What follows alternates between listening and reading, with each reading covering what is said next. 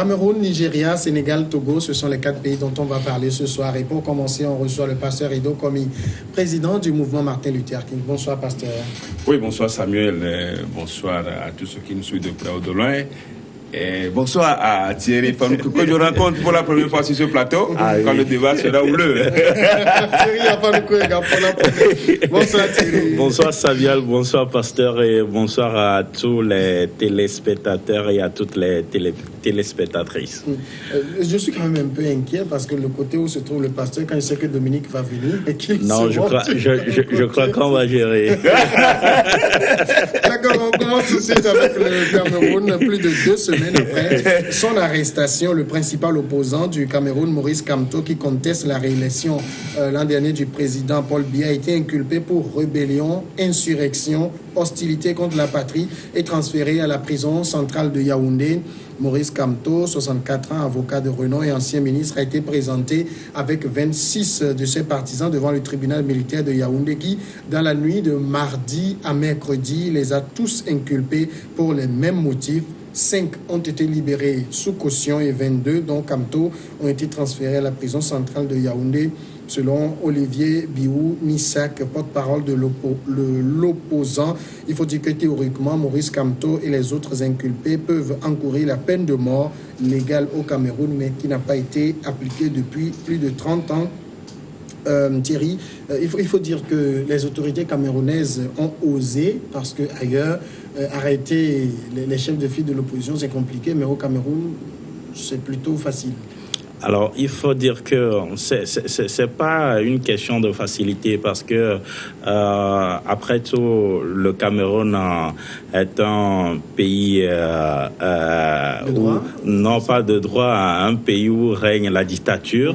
Donc, tout ce qui menace ou inquiète le pouvoir ou constitue une menace pour le pouvoir, on fait tout pour l'éliminer. C'est ce qui est en train d'être fait aujourd'hui parce que on ne croyait pas que Maurice Kamto pourra tenir jusqu'à aujourd'hui parce que à chaque fois qu'il lance un appel de mobilisation contre la prétendue victoire de Paul Biya, il y a toujours du monde. Donc ça gêne le pouvoir de Paul Biya. Donc quelque chose a été concocté rapidement pour l'écarter puisque aujourd'hui on ne nous a pas encore présenté le corps du délit. On veut le fatiguer parce que c'est après son arrestation, il a passé 2 semaines avant que on ne nous présente le chef d'accusation ou les chefs d'accusation, puisque c'est 3 chefs d'accusation finalement. Ce qui arrive dans ce pays, je crois que ça commence déjà par inquiéter ceux-là qui, d'une manière ou d'une autre, ont imposé une fois encore Paul Biya au Camerounais. Je veux parler de la France parce que si vous avez suivi le déroulement du processus électoral qui a confirmé Paul Biya encore à la tête de ce pays, ça n'a rien de particulier que ce qu'on a connu en RDC. Mais là, la France a dit que Tshisekedi n'a pas gagné. Et par contre, au niveau du Cameroun, on a félicité Paul Biya pour sa réélection et quelques jours après, voilà ce qu'il est en train de faire. Je crois que c'est déplorable pour ce pays. Et vu qu'aujourd'hui, dans ce pays, il y a une situation de scission parce que la partie anglophone réclame son indépendance. Donc, si ce régime-là se permet encore d'enfermer ses opposants, je crois que ça n'arrange pas en réalité le pays. Et aujourd'hui, cette situation est ternie davantage l'image du Cameroun. Mais, pasteur Edo, est-ce qu'on ne peut pas simplement dire que le Cameroun est un État de droit et applique la loi? Ça me fait sourire quand tu me parles de Cameroun comme étant un État de droit. Quel État de droit le Cameroun? C'est-à-dire, il y a la loi. Il y a le droit au Cameroun. Il y a la loi. La loi s'applique, mais elle s'applique à n'importe qui. Quand vous avez la loi, elle ne s'applique pas. Elle ne s'applique que à ceux qui gênent, à ceux qui dérangent, y compris Maurice Kamto. Vous savez, le Cameroun est en train de compliquer sa situation politique Thierry a terminé son intervention justement par ce projet de scission qui entre les anglophones et les francophones. Donc je crois quand même qu'aujourd'hui, qui veut tuer son chat à la cuisse de rage, et c'est ce qui est en train d'arriver à Maurice Kamto. Mais c'est déplorable qu'on puisse arriver à son arrestation d'abord, et puis aujourd'hui à son incarcération avec des chefs d'accusation bidons. Les criminels, les rebelles, c'est Paul Biya et son équipe. C'est eux.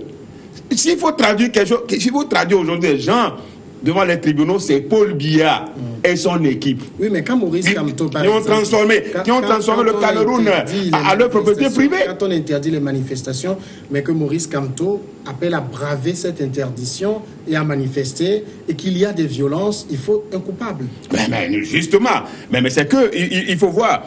Pourquoi d'abord interdire la manifestation? Pourquoi interdire? Vous parlez d'un état de droit. Vous parlez d'un état de droit. Dans les états de droit, les manifestations sont réglementées. Sont réglementées. Ouais. Mais pourquoi l'interdire?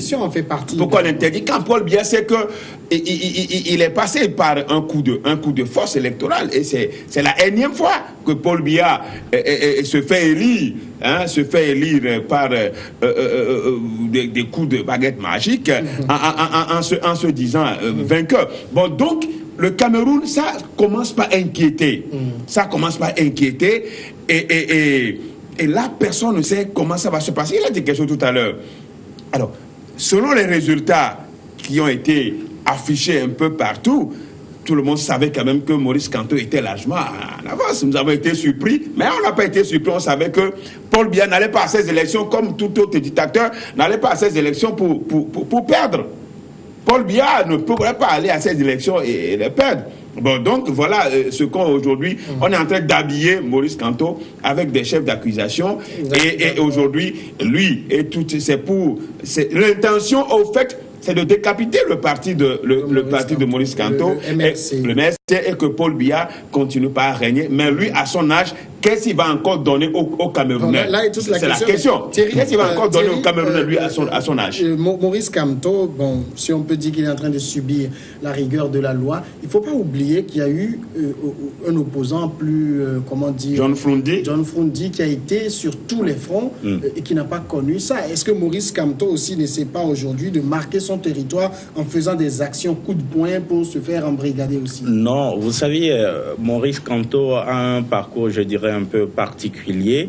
John Froundi, comme vous l'avez dit aussi, a fait son temps et il se fait que depuis un certain temps, il n'y a plus d'opposition en réalité au Cameroun. Donc le monsieur, il a émergé et ça a surpris le pouvoir. Donc vous sentez que il est écouté par une grande majorité des Camerounais. Donc ce qui ne plaît pas forcément au clan Biya, et on veut le taire. Vous voyez le tribunal devant lequel il doit comparer, un tribunal militaire. Je me demande si oui, tel que ça se passe, ça veut dire que il sera coûte condamné, et on peut le coller comme ça un 20 ans, et après quelques années passées au pays, on va dire que le chef de l'État l'a gracié. C'est pour cela que je disais tantôt que ceux qui, pour la énième fois, ont imposé Paul Biya aux Camerounais doivent rapidement réagir, parce que l'environnement dans la sous-région là-bas n'est pas favorable à ce que le Cameroun ou les autorités camerounaises se prêtent à ce genre de jeu-là, diviser encore le peu qui reste uni et pour maintenir un clan au pouvoir. Je crois que ça serait suicidaire. Aujourd'hui, la vie est très difficile, est chère au Cameroun. Les Camerounais attendent beaucoup plus le gouvernement Biya sur d'autres plans, d'autres chantiers, que de nous livrer, de nous présenter cette scène politique-là. Donc il faudrait qu'on puisse vite retrouver, il faudrait qu'on puisse travailler à ce que la sérénité puisse revenir dans le pays. On a vu quelques-uns ont été libérés sous caution. J'ose croire que ça serait le cas aussi de Moïse Kamto, qui après tout est un avocat. Il connaît, voilà. Justement, donc, pasteur Edo, ce que je veux dire, est Maurice Kamto, au-delà d'être avocat de renom, est un ancien ministre de la Justice de Paul Biya. Donc, ce qu'il subit, il connaît ça aussi. Non, mais écoutez, ces avocats même ont déploré. On déplorait la procédure en tant qu'un ancien ministre. Puisqu'il a été empêché de recevoir des visites. Il a été empêché de recevoir des visites. Moi, je crois quand même que c'est le fait que les gens veulent garder, se pérenniser au pouvoir, un clan qui veut toujours avoir la même mise, garder la même mise sur le pays, c'est à cela qu'on aboutit. Mais là, il a dit tout à l'heure, avec le peu qui reste, parce que le Cameroun est presque, depuis un certain moment, il y a des tensions. Il y a des tensions, il y a des morts un peu partout, des attaques un peu partout. Donc, ce qui restait et qu'on doit sauvegarder, le voilà aussi en train d'être menacé avec ce projet d'éliminer ou bien d'en finir avec le principal opposant, le principal concurrent aujourd'hui qui estime avoir gagné les élections. Donc nous l'avions dit ici sur le plateau, Paul Biya à son âge aurait pu céder, laisser le pouvoir, au moins choisir un dauphin. Il l'a pas fait. Et la France continue de jouer son jeu trouble dans cette affaire de Cameroun. Comme on l'a dit, comme Thierry l'a dit tout à l'heure, il a félicité Paul Biya pour sa réélection. Donc autant dire que Tshisekedi n'a pas gagné et que c'est quelqu'un d'autre qui a gagné. Donc c'est dire que là il y a la géopolitique. Là, le Cameroun reste encore un pays de référence, un pays de référence pour la France, et la France n'est pas prête à laisser et surtout à donner à un opposant dont on ne connaît même pas, la tendance. Qu'est-ce qui va se passer après? On va marquer la première pause et on revient tout de suite après.